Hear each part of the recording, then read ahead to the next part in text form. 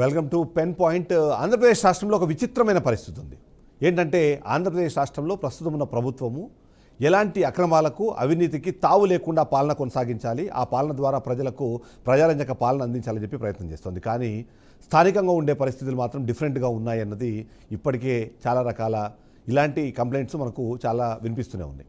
అయితే ఈ కంప్లైంట్ చేస్తున్న వాళ్ళు వైఎస్ఆర్సీపీకి సంబంధించిన వాళ్ళు లేకపోతే మిగిలిన వ్యక్తులు కాకుండా ఫైనల్గా ఇవాళ మనం చూస్తే అదే పార్టీకి సంబంధించిన వ్యక్తులే ఇవాళ ఆరోపణలు చేసేంత స్థాయికి వెళ్ళిపోయిందా అని అనుమానము చాలామందిలో వస్తుంది. ముఖ్యంగా ఇక్కడ మనం మాట్లాడుకోవాల్సిన అంశాలు 2-3 ఉన్నాయి.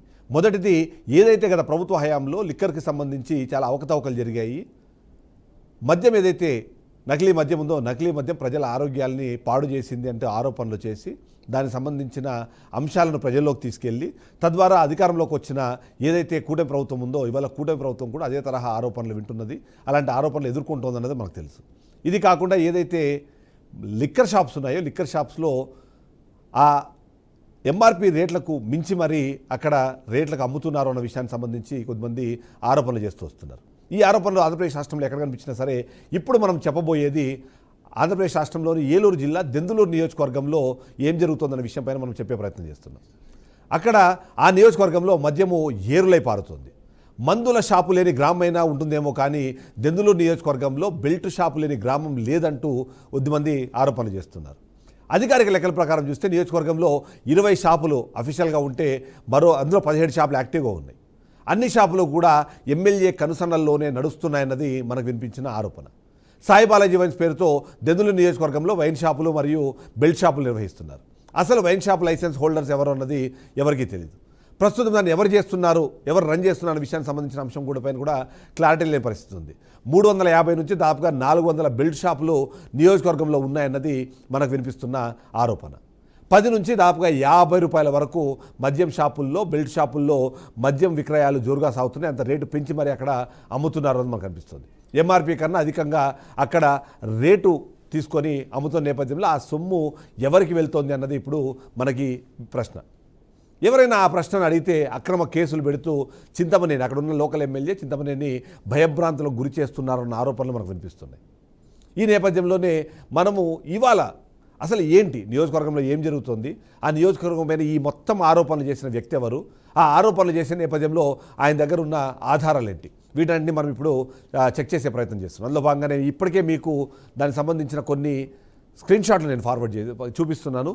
ఆ స్క్రీన్ షాట్లు చూపిస్తున్న నేపథ్యంలో ఈ ఆరోపణలన్నీ చేసింది వేరెవరో కాదు, ఎవరైతే ఇదే పార్టీకి సంబంధించిన తెలుగుదేశం పార్టీకి సంబంధించిన రాష్ట్ర లీగల్ సెల్ ఉపాధ్యక్షులు ఆయన ఈడుపు గంటి శ్రీనివాస్ గారు దీని మీద ఆరోపణలు చేస్తున్నారు. ఆయన కూడా ఇప్పుడు మనతో పాటు లైవ్లో ఉన్నారు, ఆయనతో మాట్లాడే ప్రయత్నం చేద్దాం. శ్రీనివాస్ గారు నమస్తే. సార్ మీ వాయిస్ రావట్లేదు, మ్యూట్లో ఉన్నట్టుంది, ఒకసారి చెక్ చేసుకోమని చెప్పరా ప్లీజ్.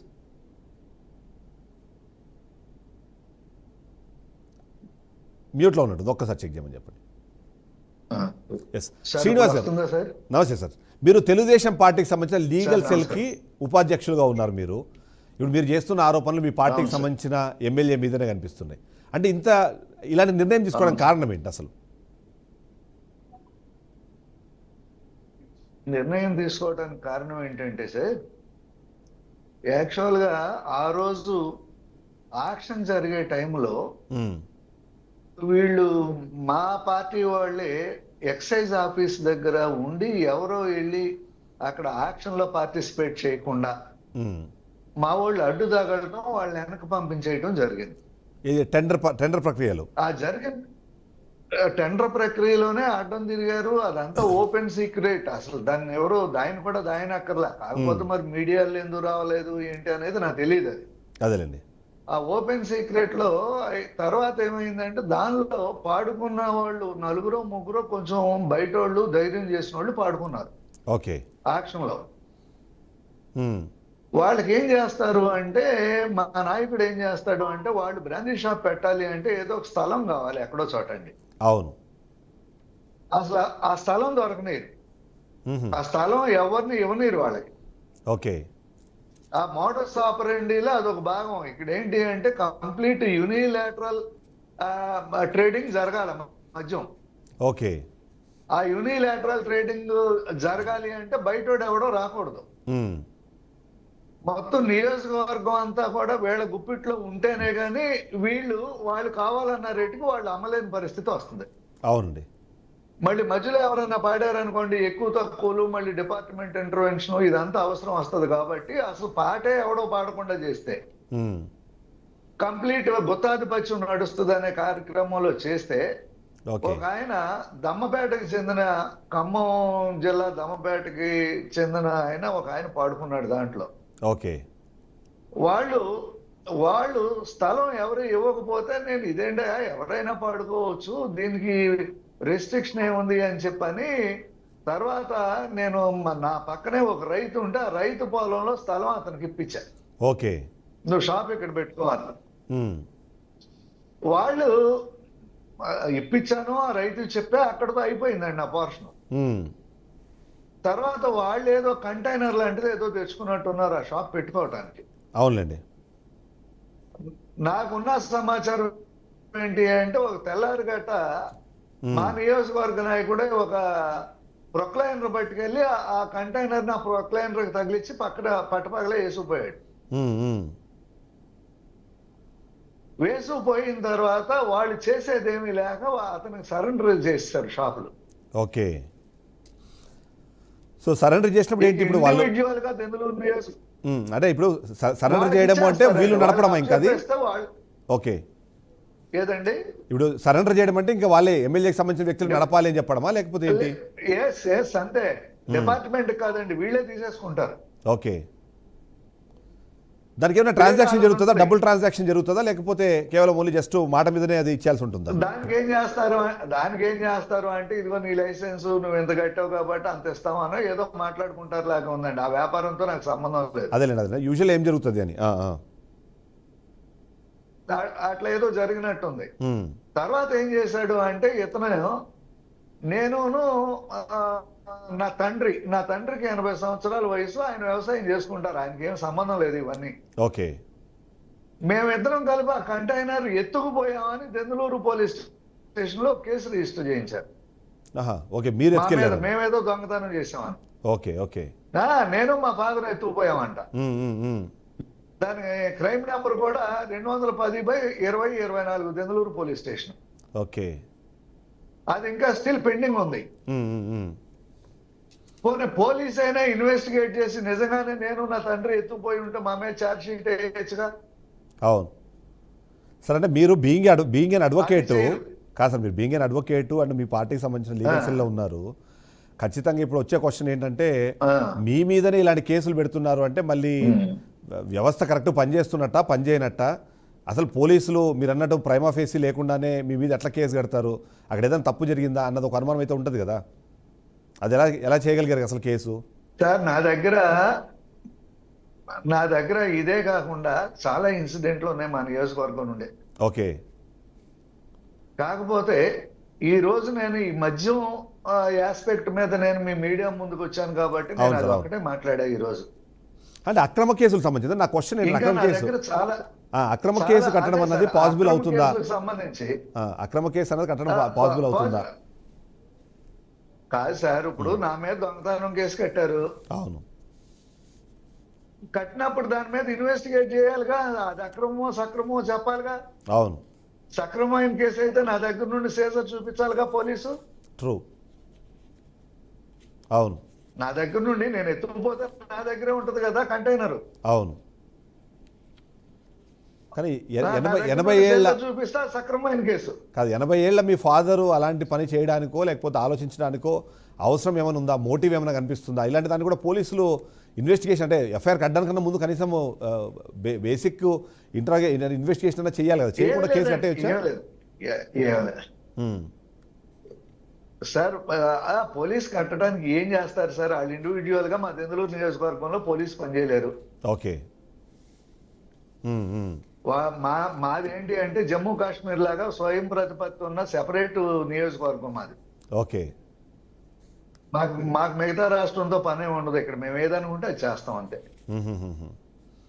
సో లీగల్ సిస్టమ్ అంటే భయం లేదు, పోలీసులు మీ ఎమ్మెల్యే గారిని కాదని చేయలేరు. పార్టీ అంటే అసలు పార్టీ అంటేనే భయం లేదు. 2014-19లో నేను వేరే పార్టీ పెట్టుకుంటాను అన్న వ్యక్తి ఈ రోజు వేరే పార్టీ పెట్టుకోవడం కోసం నిధుల సమీకరణలో భాగంగా ఇవన్నీ చేస్తున్నాడు అనుకుంటున్నాను నేను. ఓకే, మొత్తం కొత్త పార్టీనే. అనుకుంటున్నా నేను, నా ఓకే, మీ expectation opinion. Okay okay so చెప్పండి. సో అది 80 ఏళ్ల మీ తండ్రి మీద మీ మీద దొంగతనం కేసు పెట్టారు. దొంగతనం కేసు పెట్టారు. పోలీసు నా దగ్గర రికవరీ లేదు, ఎవరి దగ్గర రికవరీ ఉంది, అసలు ఆ కంటైనర్ ఉందా లేదా, దాని ఓనర్ ఎవడు ఏంటి అనేది ఇన్వెస్టిగేట్ చేయాలి కదండి. అవును. 2024 నవంబర్ 12 రిజిస్టర్ అయితే కేసు ఈ రోజు వరకు ఎటువంటి పురోగతి లేదు. ఓకే సార్, ఇప్పుడు దీనిలో కంప్లైంటెంట్ ఎవరు సార్? ఇప్పుడు నేను నా తండ్రి నేరం చేశాను కాదు సార్, కంప్లైంటెంట్ ఎవరు? ఎందుకంటే ఎవరు ఇంకొక అంటే ఇప్పుడు కంప్లైంట్ జస్ట్ ఫర్ అండర్స్టాండింగ్ అదే చెప్తున్నా అదే చెప్తున్నా సార్. ఈయన పేరు దీంట్లో ఏం చెప్పాడు అంటే పామర్తి కనకదుర్గారావు అంట. ఓకే. ఈయన బిఆర్ఎస్ కన్స్ట్రక్షన్స్ అనే సంస్థలో ఏదో సైట్ సూపర్వైజర్ గా పనిచేస్తున్నాడు అంటే. ఓకే, ఆయనకి వైన్ షాప్ కి ఏమైనా సంబంధం ఉందా? కానీ ఈయనకి ఆ వైన్ షాప్ కి ఏమైనా సంబంధం ఉందా? సంబంధం ఉండదు సార్. మా నియోజకవర్గంలో ఇట్లాంటి వాళ్ళు చాలా మంది పుట్టుకొస్తా ఉంటారు సందర్భాలను బట్టి. ఓకే ఓకే ఓకే ఎందుకంటే నా అండర్స్టాండింగ్ ప్రకారం ఏంటంటే ఫర్ ఎగ్జాంపుల్ మీరు నేను అనుకుందాం ఎగ్జాంపుల్, నాకు వైన్ షాప్ వచ్చింది, మీరు నాకు సపోర్ట్ చేశారు, ఒక ప్లేస్ ఇప్పించారు, నేను ఒక కంటైనర్ తీసుకొచ్చి అక్కడ షాప్ పెట్టాను, ఈ కంటైనర్ దొంగలు ఎత్తుకుపోయారు, నేను కంప్లైంట్ ఇవ్వాలి. ఎందుకంటే దాని ఓనర్ నేను, ఆ కంటైనర్ కొన్నది నేను, కాబట్టి అది నా ప్రాపర్టీ అవుతుంది. దాన్ని దొంగతనం చేస్తే నేను కంప్లైంట్ ఇవ్వాలి. ఎవరో కంప్లైంట్ ఇచ్చారు అంటే మళ్ళీ పోలీసులు తీసుకోకూడదు కదా. మరి అంత సింపుల్ లీగల్ పాయింట్ని ఎట్లా మిస్ అయ్యారు వాళ్ళని జస్ట్ అనుమానం కోసం అడిగాను.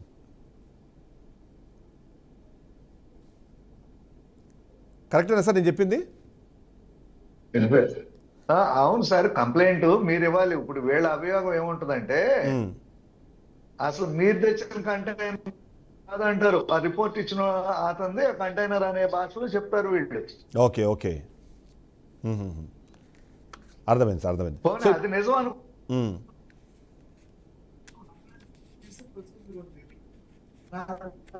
రికవరీ చేయండి, నాతో పాటు పోయిన షాప్ ఉంటే అతను కూడా ముద్దాయిగా చూపించండి. రైట్. మేము ఎత్తుకుపోయి ఉంటే మమ్మల్ని ప్రాసిక్యూట్ చేయమంటున్నాగా. నేనేం పారిపోవట్లా, నేనేమి నాకు ఏమి సంబంధం లేదు అని కూడా నేను అన్నాం. రుజువు చేయాల్సింది ఎవరు? పోలీసులు చేయాలా? అవును. చేయాలండి. నేను ఓపెన్ గా అడుగుతున్నా కదా, మీరు ఇన్వెస్టిగేట్ చేయండి అని. అయితే సార్ ఇక్కడ ఒక పాయింట్ చెప్పండి మీరు, అంటే మీరు లీగల్ సిస్టంలో ఉన్నారు కాబట్టి, సో ఇలా కేసులు పెట్టడం ద్వారా ఇవి నిరూపితం అయ్యేవి కాదు, మీరు దాంట్లో కన్విక్ట్ అయ్యే పరిస్థితి లేదు. అలాంటప్పుడు ఇలాంటి కేసులు పెట్టడం వల్ల ఆయనకు వచ్చే లాభం ఏంటంటారు?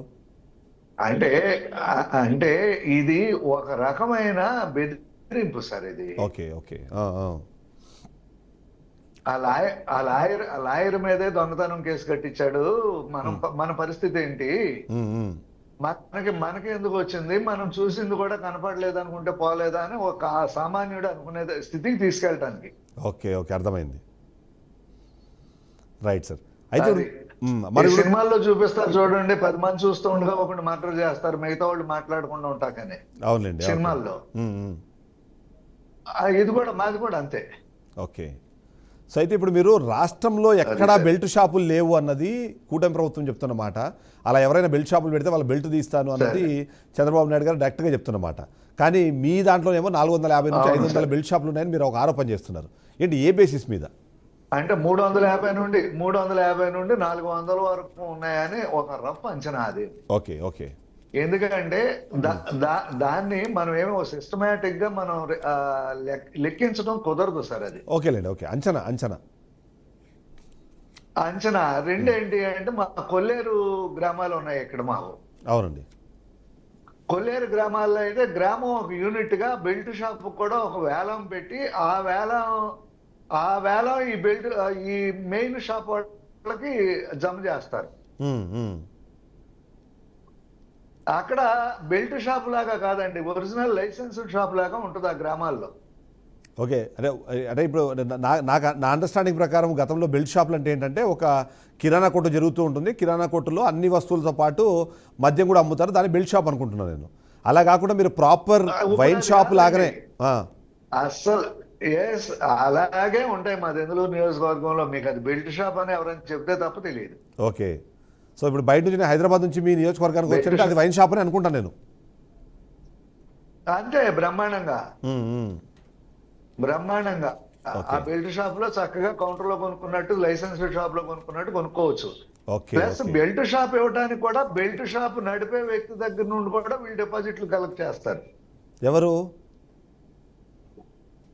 ఈ ఈ షాపులు ఆర్గనైజ్ చేసేవాళ్ళు అండి. ఇది అంతా Okay. కూడా ఒక ఆర్గనైజ్డ్ క్రైమ్ అండి ఇది. Okay, okay, okay.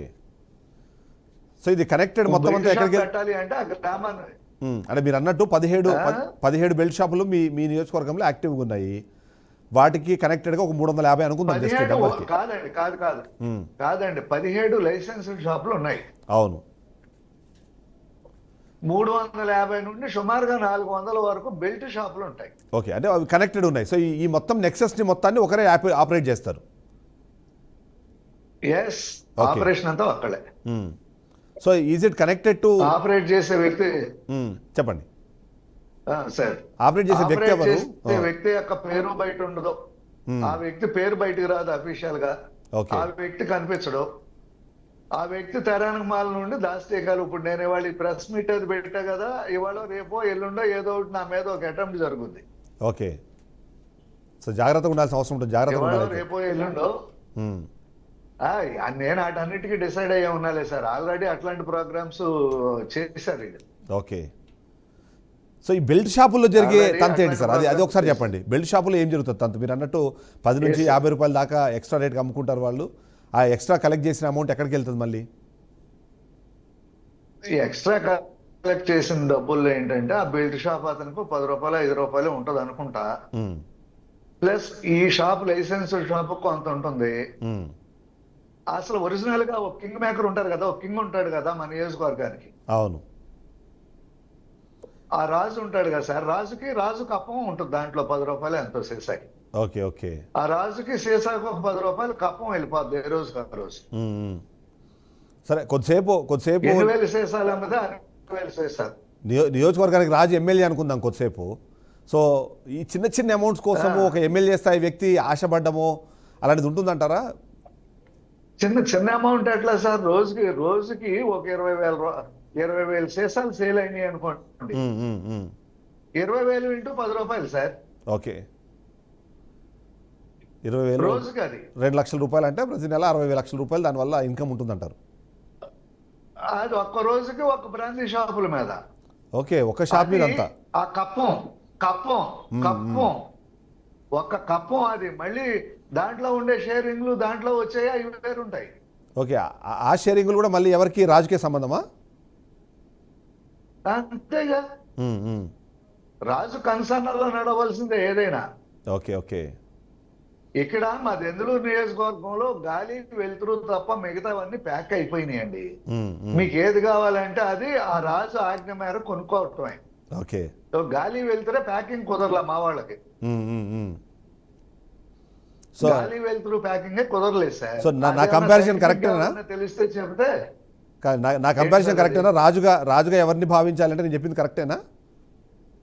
ఇక రాజు ఎవరు ఉంటారే కదా, అది ఓపెన్ సీక్రెటేగా. ఎందుకంటే మీరు లీగల్గా ఉన్నారు కాబట్టి అడుగుతున్నారు. రేపు పొద్దున 3 ఉంటారు కదా సార్. కానీ మన ఇద్దరు షోలో కూడా నేను మిస్ఇంటర్ప్రిట్ చేశాను, నా మీద కూడా కేసులు పెట్టే అవకాశం ఉంటుంది. అవును సార్,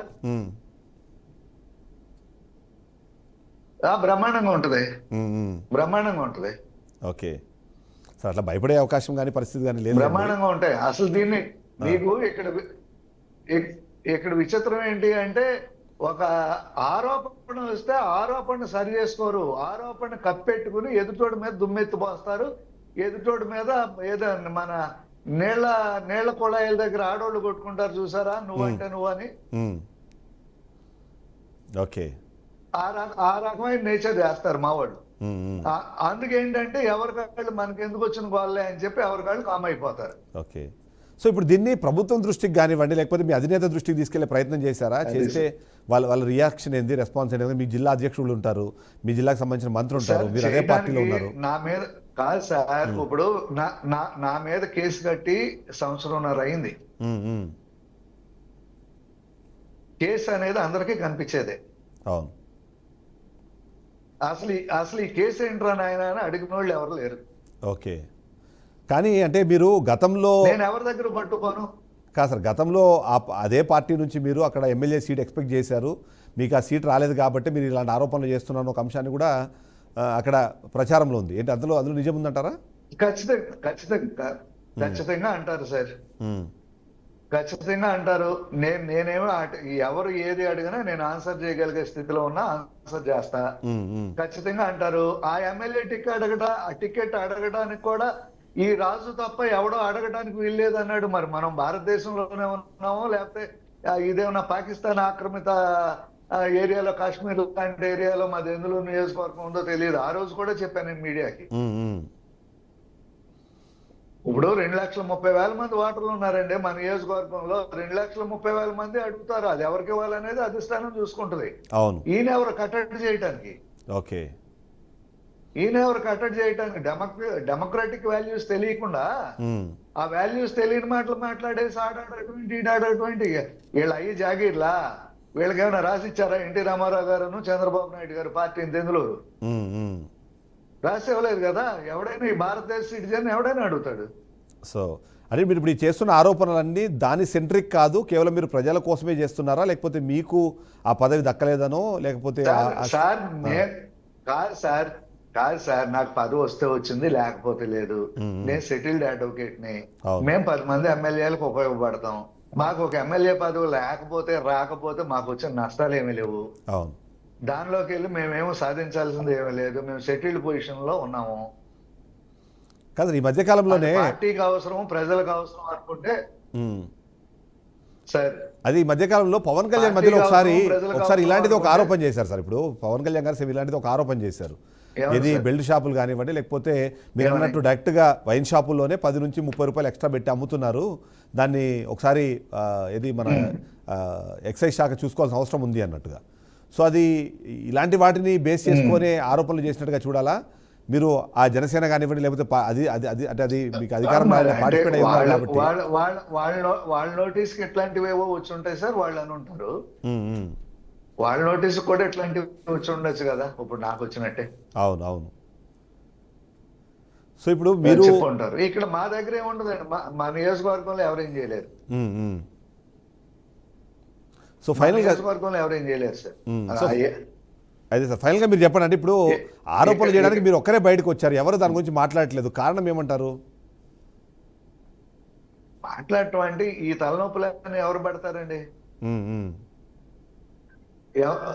ఎవరైనా ఏదైనా మాట్లాడితే వాళ్ళ మీదకు 10 మంది పేటీఎంలు తయారు చేస్తారు. ఆడింటి మీదకు పోయి అలా చేపిస్తారు. లేకపోతే యూట్యూబ్లో అట్లాంటోడు ఇట్లాంటోడు, లేకపోతే అది ఇది అని చెప్పి బూతుల పంచాంగాలు మొదలు పెట్టేస్తారు. సో ఆ తలనొప్పులన్నీ ఎవరికి కావాలా? రైట్. సో మనం ఇంకొకసారి లిక్కర్ సంబంధించి వద్దాం సార్. చాలా వస్తుంది సార్, మీ లిక్కర్ సంబంధించి మీరు రిలీజ్ చేసిన డాక్యుమెంట్స్లో కూడా అసలు ఓనర్లు ఎవరు, ఇవాళ నడుపుతున్నది ఎవరు అని చెప్పి కొన్ని మీరు డాక్యుమెంట్స్ రిలీజ్ చేశారు.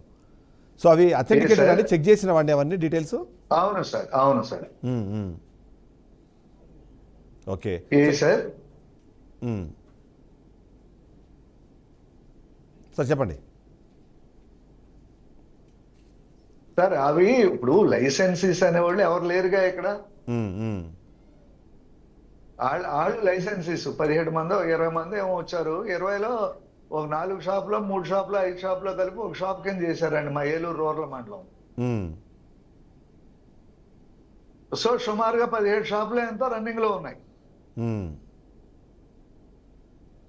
ఈ 17 షాపుల్లో అసలు 17 షాపులు ఏముంది, 300-400 బెల్ట్ షాపులే నడుస్తుంటాయి. ఓకే. సో ఏ షాప్ ఎవరిదో కూడా మనం ఏమి దాన్ని సెపరేట్ చేసి చూడలేమండి. సో ప్రజలు ఎవరు కూడా ప్రశ్నించడం మానేశారు. ఒకే రాజు అసలు ఎవరో లేదండి. వీళ్ళు ఎంతవరకు ఏమనుకుంటారంటే ప్రజలు మళ్ళీ ఎలక్షన్ వచ్చినప్పుడు చూసుకుందాం అనుకుంటారు. ఓకే. సో ఏంటి మీరు మీ అధినేతకి ఏం చెప్పాలనుకుంటారు? ఇప్పుడు ఇవన్నీ మీ నియోజకవర్గంలో ఏం జరుగుతుంది మీకు పూర్తిగా అది ఉన్నప్పుడు, అంటే మరికొన్ని మీరు అన్నారు, యాక్చువల్లీ నేను మీతో ఇవాళ చాలా విషయాలు మాట్లాడదాం అనుకున్నాను, మీరు ఓన్లీ కేవలం లిక్కర్కి మాత్రమే పరిమితం అవుదామన్నారు. సో జనరలైజ్ చేసి అడుగుతాను నేను, మీ నియోజకవర్గానికి సంబంధించి మట్టి, శాండ్, తర్వాత ఈ పీడిఎస్ రైస్ వీటికి సంబంధించిన ఆరోపణలు కూడా కొన్ని వినిపిస్తున్నాయి. అవి ఆరోపణలేనా, దాంట్లో కూడా ఏమైనా నిజాలు ఉన్నాయా? సార్ అన్నీ కాదు కాదు, నేను మీకు ఒకే ఒకటి చెప్తా. రైతు వారీగా ఒకటి చెబుతా, దాన్ని బట్టి ఎట్లా ఉందో మీరు చూసుకోండి. రైతు వారీగా పొలంతో పాటుగా పశువులు ఉంటాయి, కోళ్ళు ఉంటాయి. ఒక రైతు అంటే ఎవరో కాదు, నా మేనత్తదే. ఓకే. ఆ పశువులు ఆ పొలంలో ఉన్న బోరు నుండి వచ్చే నీళ్లు తాగుతున్నాయని చెప్పి ఎలక్ట్రికల్ డిపార్ట్మెంట్ వాళ్ళని పంపించి ఆ నీళ్లు తాగడం నేరం అని చెప్పి కేసు కట్టించారు. ఓకే. మీరేం చెప్తారు ఇప్పుడు? అదే నా మేనత్త ఇంటి దగ్గర ఒక బల్బు ఉంటుంది, ఇంటి చుట్టూ లైట్లు ఉంటాయి కదండి. అవును అవును. అక్కడ కోళ్ళు ఉంటే కోళ్ళకు లైట్ పెట్టారంట, కోళ్ళకి ఈ ఇంటిలో నుండి లైట్ లాగడం నేరం అని అదొక కేసు కట్టించారు. హైకోర్టు వరకు వెళ్ళా నేను, జరుగుతున్నాయి అవి. ఓకే. సో ఇప్పుడు హైకోర్టు ఏమి రెస్పాండ్ అవ్వదండి? పోలీసులు ఇష్టం వచ్చినట్టు పశువులు నీళ్లు తాగుతున్నాయని కేసులు కట్టించారు. సరే, హైకోర్టులో ఇచ్చే రిలీఫ్ వాళ్ళు ఇచ్చారు, అది చేస్తున్నాం. ఇంకో రైతు ఉన్నాడు, బోర్లలో మోటార్లు లాగేసి ఆ బోర్లను కప్పెట్టేస్తే ఆ బోర్లను కప్పెట్టేసి అతనికి ఉన్న లైన్స్ మొత్తం షిఫ్ట్ చేసి పడేశారు. ఇతనేమో కరెంట్ బిల్లు కడుతున్నాడు, అక్కడ కరెంట్ ఉండదు. ఓకే. కరెంట్ బిల్లు కడుతున్నాడు. ఇట్లాంటివన్నీ ఒక్కో ఎపిసోడ్ నేను రికార్డెడ్ గా నేను చూపిస్తా జనానికి, సినిమాలన్నీ. Right sir, right sir. So ఫైనల్గా మీరు ప్రభుత్వానికి ఏమైనా చెప్పాలనుకుంటున్నారా? అంటే ఇప్పుడు మీ నియోజకవర్గాన్ని మీరే పీఓకే కింద ఆల్రెడీ మీరే కన్సైన్ చేశారు. ఒక ప్రభుత్వానికే కాదు సార్, నేను ప్రభుత్వానికే కాదు, సమాజానికి చెప్పదలుచుకుంది ఏంటంటే, ఇటువంటి దుర్మార్గాన్ని మనం చూస్తూ వదిలేస్తే ఆ దుర్మార్గమే మహావృక్షం అయ్యి సమాజాన్ని కబళిస్తుంది. ఓకే.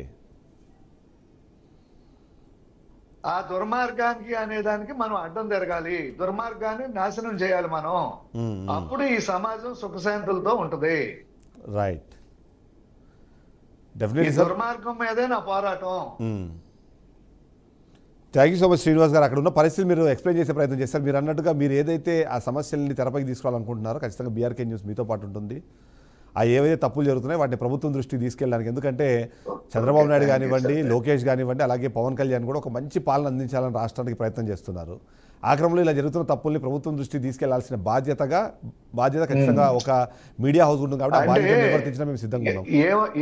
కాదు సార్, ఇప్పుడు మా ప్రభుత్వానికి ఒక ఖాళీ బొక్కసం అప్పచెబితే, మీరు అన్నట్టు మా నాయకులు చంద్రబాబు గారు, పవన్ కళ్యాణ్ గారు, లోకేష్ గారు నేమో అక్కడ పోగు చేసి ఆ బొక్కసాన్ని నింపుతుంటే, ఇట్లాంటి గాలి కింద పందికొక్కులు తయారయ్యి ఆ బొక్కసాన్ని దుర్వినియోగం చేస్తుంటే వాళ్ళ కష్టం ఎక్కడికి పోద్ది?